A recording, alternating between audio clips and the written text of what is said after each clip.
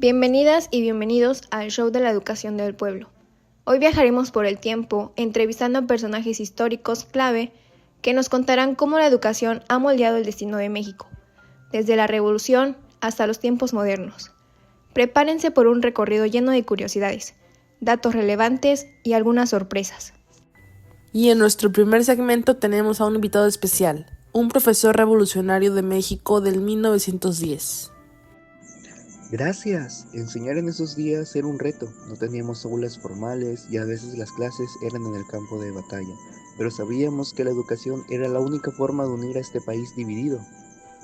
¿Sabías que durante la Revolución Mexicana muchos maestros rurales enseñaban bajo árboles o en cualquier lugar que estuviera disponible? Después de la revolución, era hora de reconstruir. Hoy nos acompaña un maestro rural de los años 20. La federalización fue clave para llevar la educación a las zonas más alejadas. Caminábamos kilómetros para enseñar a niños y niñas indígenas. La educación era el futuro de México.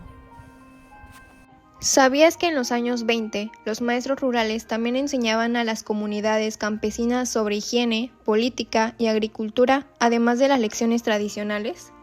Ahora damos la bienvenida a un líder indígena que fue testigo del nuevo sistema educativo bilingüe. Por primera vez se enseñaba nuestra lengua. Aunque al principio fue difícil, poco a poco la educación nos ayudó a fortalecer nuestra identidad. ¿Sabías que, aunque las políticas educativas intentaron ser inclusivas, muchas comunidades indígenas se resistieron a los cambios por temor a perder sus costumbres? Y ahora tenemos a una maestra rural de los años 30, una verdadera heroína en la educación en el campo. Enseñar en el campo no solo era sobre leer y escribir. Los maestros éramos agentes de cambio. Ayudábamos a las familias a mejorar su calidad de vida a través del conocimiento. ¿Sabías que los maestros rurales de esa época recibían apenas un salario mínimo, pero estaban comprometidos a transformar sus comunidades? Y en la esquina izquierda, el gobierno. En la esquina derecha, la iglesia. Veamos qué tienen que decir. Queríamos una educación laica, libre de influencias religiosas. Pero la educación moral es crucial. ¿Cómo educar sin enseñar valores? La confrontación entre la Iglesia y el Estado marcó un antes y un después en la historia de la educación. Hoy en día, seguimos construyendo un sistema más equitativo. Y en la década de los 30, llegó la revolución educativa. Hoy nos acompaña un niño que recibió uno de los primeros libros de texto gratuitos. Miren, mi libro es nuevo y es gratis. Ahora todos podemos aprender, no importa si somos pobres. La educación no solo es para las aulas tradicionales. A finales de los años 40 y 50, el gobierno mexicano impulsó la creación de escuelas técnicas, un proyecto fundamental para formar a la mano de obra que el país necesitaba para su creciente industria. Hoy entrevistamos a un joven que aprendió un oficio en una escuela técnica. Claro, en la escuela técnica aprendí a manejar maquinaria pesada y a trabajar en la construcción. Las clases teóricas eran importantes, sin embargo, lo más valioso era la práctica, dado que desde muy joven podía conseguir trabajo y ayudar a mi familia a la vez. Es decir, la educación técnica me dio una oportunidad que mis padres no tuvieron, y fue muy fundamental para mi vida. ¿Sabías que el sistema de escuelas técnicas fue creado durante la administración de Manuel Ávila Camacho y se consolidó con el presidente Miguel Alemán? Estas escuelas preparaban jóvenes para trabajar en áreas claves de la economía, como la industria automotriz, la construcción y la electricidad. En los años 60, un gran paso hacia la equidad educativa fue la distribución de libros de texto gratuitos. Esta medida no solo cambió el panorama educativo, sino que también unificó el sistema educativo en todo el país. Hoy tenemos la oportunidad de hablar con una maestra que fue testigo de este cambio revolucionario. Hola, muchas gracias por recibirme. Sí, verás, aún recuerdo el día en que llegaron los primeros libros de texto gratuitos a mi escuela rural. Es decir, Los niños los veían como si fueran tesoros. Estos libros nos dieron la posibilidad de enseñar de manera uniforme. No importaba si estábamos en la ciudad o en una pequeña comunidad de la sierra. Fue maravilloso, ante mi perspectiva. ¿Sabías que los libros de texto gratuitos, implementados por la Secretaría de Educación Pública bajo la presidencia de Adolfo López Mateos en 1960, fueron una medida controvertida al principio? Algunos sectores conservadores argumentaban que el gobierno controlaría lo que los niños aprendían, pero finalmente se convirtieron en un símbolo de igualdad educativa. En los primeros años de distribución, se imprimieron más de 100 millones de libros de texto gratuitos, con un enfoque en historia, matemáticas y español. Con la llegada de los años 80 y 90, la tecnología se abrió camino en las aulas. La educación mexicana comenzó a transformarse, modernizarse con la inclusión de las herramientas tecnológicas. Hoy hablaremos con una maestra que vivió este cambio.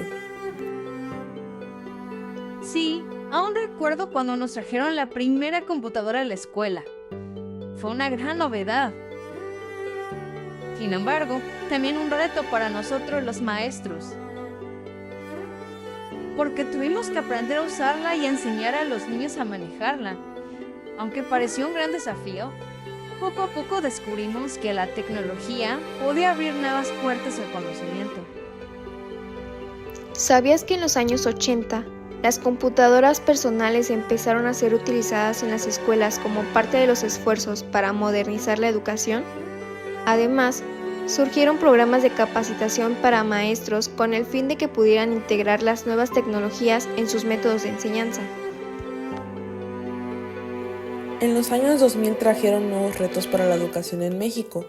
Las crisis económicas y los recortes presupuestarios afectaron el funcionamiento de las escuelas, pero la resiliencia de los maestros y las comunidades permitió que la educación siguiera adelante.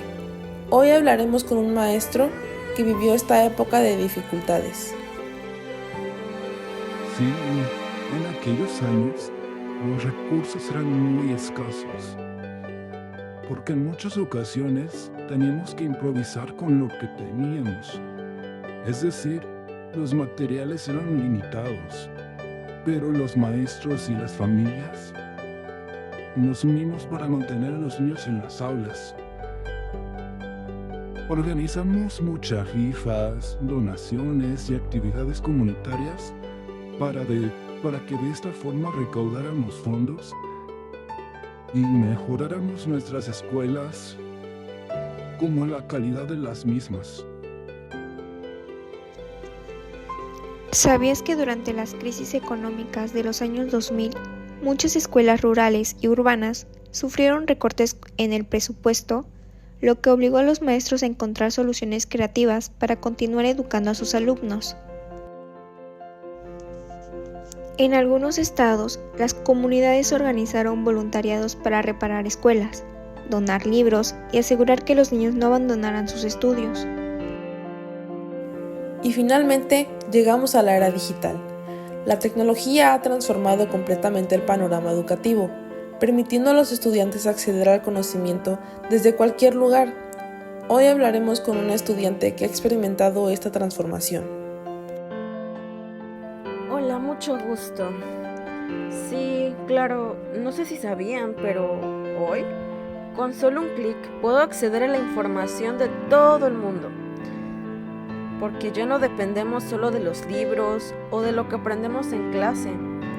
Gracias a las plataformas en línea, puedo estudiar desde mi casa, ver videos educativos y hasta interactuar con estudiantes de otros países, lo que fortalece mi educación y puedo notar el avance que ha tenido el mismo sistema educativo conforme han transcurrido estos años.